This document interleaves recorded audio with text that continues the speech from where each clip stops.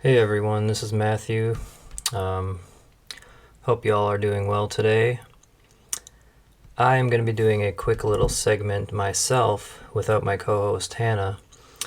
I'm going to start doing these on a regular basis actually. And so, Hannah, she's really busy a lot of the time, and she works full time. It ends up being longer than full time in many cases, and she's actually doing the research for the next episode, which is going to be next weekend. We're going to be recording that one. So stay tuned for that. So for today, first of all, I just want to mention we do have a Patreon page now. It is patreon.com/thisamericanleft. So check us out there. And so today I just want to obviously let y'all know that I'm going to be doing this segment called Matthew's Minute. Um, Pretty clever, right? So I'm going to be doing these sort of mini episodes from time to time, just to make sure the content is coming out consistently. So I'll be covering current events and basically whatever the fuck I want. So this time, though, since it is Columbus Day, this will be coming out on Columbus Day, I want to talk about this whole phenomenon of Columbus Day, right?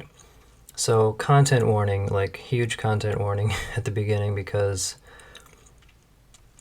Christopher Columbus was not a good person. We'll get into that in a second. But y'all know, Columbus, Columbus Day is this American holiday. It's one of the two official federal holidays that's actually named after a person, the other one being Martin Luther King Day. Unless there's a Ronald Reagan Day that somebody slipped in there without telling me, but I'm pretty sure it's Dr. King and Columbus who are revered enough to have days named after them, federal holidays. So growing up, everyone knows, if you've grown up in the US and went to public schools like I did, you're basically kind of told this almost like a tall tale, fairy tale kind of mythology of Christopher Columbus. It practically deifies him. It's you're told Columbus not only discovered America, but he was this honorable, brave, noble, talented explorer. And you're forced to memorize the names of his ships, the Nina, the Pinta, and the Santa Maria. And there's streets named after him. In my hometown, there's a school named after him, and then there's cities, Columbus, Ohio, and he's pretty widely known. The weird thing is that not a lot is omitted about him. Especially from American history textbooks in school, the mainstream narrative, Columbus is kind of canonized. He's almost like a founding father in the kind of the public imagination. That's starting to change, obviously, as we'll get into. But, who was the real Columbus? Well, what I would say is Columbus was a shitty explorer and an even shittier person. So his first voyage, he sailed across the Atlantic. He was looking for an alternate trade route to Asia. And he convinced King Ferdinand and Queen Isabella of Spain to basically fund his voyages. He really hyped himself up. So they gave him the go-ahead. So Columbus himself, he was mainly seeking fame and fortune. And Spain was seeking kind of to expand their colonial empire. And so basically the agreement they reached was that Columbus could govern over any of the territories that he discovered on his voyages, and he would be entitled to 10% of the profits that resulted from this. So what are these profits, you might be wondering? Basically gold. So Columbus was looking for gold. That was his main thing, right? And the secondary thing basically was Columbus was this fanatical Christian extremist, right? So this was a conquest for him. in addition to the gold, it was an opportunity to like convert the heathens, as they say. But basically, Columbus, he didn't really know anything about sailing or exploration, and he was basically a con man, very good at the public relations of this venture. I'm just going to read a quote from this article. Educated Europeans believed that the world was 24,000 miles in circumference, meaning 10,000 miles separated Europe's west coast from Asia's east coast, which was too far to actually sail in the ships that existed at that time. Columbus, using his understanding of the Bible and other ancient sources, argued instead that the world was much smaller and that Asia was only 3,000 miles away. In fact, his misunderstanding of geography motivated his voyage. So that's a quote. I'm going to list all the sources, obviously. So Columbus had like below average knowledge of the world and of exploration and things like that. He was kind of like, if you think of the equivalent nowadays, it would be like a fringe conspiracy theorist. I don't know, someone like Alex Jones maybe. He really drew like the worst conclusions or the most unlikely conclusions from the available information. So this is the first voyage. He's going down, he's sailing across the Atlantic, and he offers like a cash reward to whoever can spot land first. So it's like his crew members, and it's the equivalent of like $1,500 in today's currency. So there's a man by the name of Juan Rodrigo Bermejo. He was the first one. He spotted the island that they were approaching. But the thing is, Columbus actually rescinded the offer, and then he claimed that he himself actually saw the island a few hours earlier. So he's like an asshole. He's like a con man and a swindler. So he like cheated this guy out of his money. And here's this is the main fuck up, right? Is that he actually landed in what we now call the Bahamas. He thought it was India, so he met the indigenous people, started calling them Indians. This was like the Arawak and the Taino people that he met. So the meeting, very initially, it was like, it went well, and he saw that they were very generous and kind people. He wrote in his diary that basically they're the best people in the world, the gentlest. They do not murder or steal. They love their neighbors as themselves. But then, so what he wrote after that was, quote, "With 50 men, we could subjugate them all and make them do whatever we want." That is exactly what they proceeded to do. So they did take a few indigenous people captive in the first voyage. So in the second voyage, 1495, so this voyage, Columbus and his men land in what we now know as Haiti. And he basically abducted 1,500 indigenous people. And out of these, 500 were put on ships and placed in cages to be taken back to Spain as slaves. Out of those 500, only 300 survived the journey. And an important thing to know about this event was this is basically seen as like the origins of the transatlantic slave trade. So, side note, Columbus is, his legacy is changing now, obviously, but what you're told in school is that he discovered America and that's his legacy. I think his real legacy is that he started the transatlantic slave trade.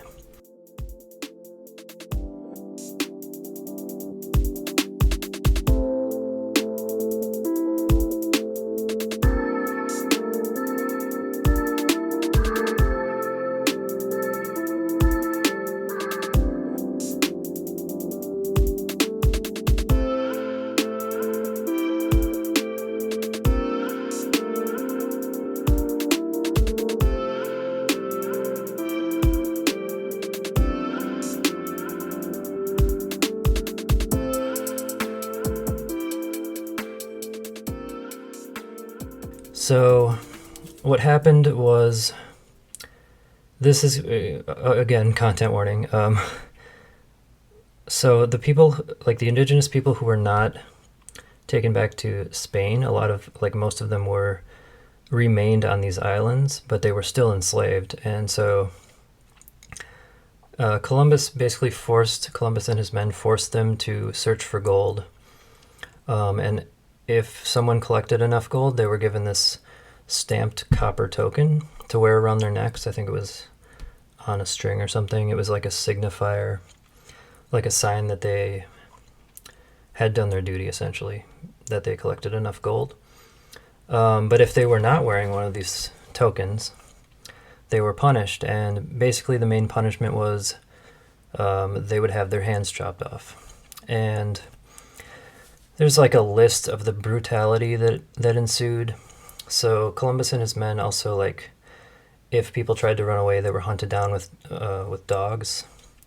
Many of the prisoners were burned to death. Villages were raided. Columbus's men raped indigenous women who were often sold as sex slaves. Indigenous people were dismembered with swords simply to test the sharpness of their blades. So this is like kind of extreme dehumanization. The corpses of indigenous people were even used as dog food. So this is a side note, a lot of people think like, oh, don't hold historical figures to the standards of today, is something you hear a lot. This was still extremely barbaric even for the time. Like people can recognize this shit, right? So there's Bartolome de las Casas, the Spanish priest. This is a first-hand account from him. Quote, "What we have committed in the Indies stands out among the most unpardonable offenses ever committed against God and mankind. And this trade," he's talking about the slave trade, "as one of the most unjust, evil, and cruel among them." So this is kind of like a snapshot of what happened, basically. And in the following years, this basically amounted to genocide. And Bartolome de las Casas, he estimated that in less than 2 decades, 3 million indigenous people were killed or had died due to the conditions. So moving on, obviously that is horrific, but in addition to the brutality, mass murder, and enslavement, Columbus also fabricated reports of the resources he discovered on these voyages. Basically, he claimed to have found useful plants and products. He misidentified some and exaggerated the abundance of others. So, all around, he's a terrible guy, right? He's brutal, he's a mass murderer, he's a rapist, he enslaved people, but he's also like a con man. He's kind of like the Donald Trump of his era, just like lying and conning and raping and killing his way to the top, trying to make Spain great again, I guess. So this, like, if once you find out kind of the basics of who Columbus was, it's kind of weird to think that, you know, this guy has a federal holiday named after him, right? So what basically happened, how this transpired was, long story short, there was this Catholic organization called the Knights of Columbus, and they lobbied Congress in the 1930s to recognize Columbus Day. So this was like, I took a course on kind of like the history of whiteness or white supremacy and like the legal construction of whiteness. And like back in the day, like in the 1800s and early 1900s, Italian immigrants were not actually seen as white. So there was a lot of like xenophobia directed towards them. So this is part of like the reason. This is like an effort that was motivated by this desire to frame Columbus and by extension like Italians as having this crucial role in the foundation of America, and they could therefore be like more accepted. That was kind of like the reason for some of this effort to have this Columbus Day. So FDR, Franklin Roosevelt, he actually did make a proclamation sort of like informally recognizing Columbus Day in the 1930s. But it wasn't until 1968 that Columbus Day officially became like a federal holiday. So if you think about that, it's like that's relatively recently. It was 52 years ago. But seriously, like once you know his history, it's like, come on, like that was one of the worst choices they could have made. I can't like if they're like, we need an Italian, famous Italian to represent us. It's almost like if y'all know like King Leopold II, he's this Belgian king that conducted this genocide in the Congo where like up to 10 million people were killed. So it would be like, I was thinking it would be like if Belgian Americans were like, we need a King Leopold Day. Like, very absurd, right? I mean, yeah, there's plenty of other, if you need some Italian day like Leonardo da Vinci or even like Robert De Niro, like, come on. Almost anybody would have been better than Columbus. Even like Mussolini would have been better. Okay, that was a joke. I'm not actually a fan of Mussolini. So the point of all of this is basically like Columbus's voyages to the Caribbean, they initiated European colonialism essentially, as well as the slavery and genocide that continued for centuries. So the fact that like this monster Columbus is celebrated in the West, it's really a testament to how like white supremacist ideology is entrenched in our society. Yeah, so like it's pretty disgusting just that this like Columbus Day is still a federal holiday. But the good news is, as all of you are probably aware, during the past several years, many cities have been changing Columbus Day to Indigenous Peoples Day, actually replacing it. So this is very promising. This includes Denver, Phoenix, St. Paul, Minneapolis, and Seattle, and then the entire states of Alaska, New Mexico, South Dakota, and Vermont. These are all places that have basically abolished Columbus Day and replaced it with Indigenous Peoples Day. So this was an effort. This effort to get Indigenous Peoples Day it began in like 1992. There's some history before that, but like the very specific effort was led by Native American groups in Berkeley, California in 1992.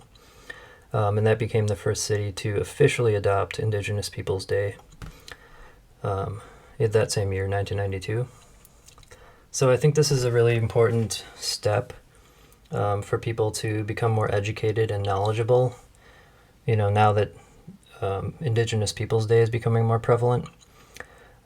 Just learning more about the really horrifying realities of colonialism and white supremacy. And I think that knowledge is actually still useful, even in current events like the legacy of colonialism and white supremacy and how that affects modern like white nationalism and right-wing domestic terrorism and so forth. Even like Jim Crow, like pretty much our whole history. Columbus really did have that contribution, but it's not the positive contribution that it's portrayed as. So I think we're seeing like fascism emerge in the U.S. today, and I really think this can all be traced back to Columbus. And this recognizing how Columbus played such a crucial role in some of the like white supremacist violence we're seeing today. It's a really important realization, crucial to like moving forward with moving towards indigenous sovereignty and decolonization. So yeah, that is basically all I wanted to say. Motherfuck Christopher Columbus and the ship he sailed in on, people.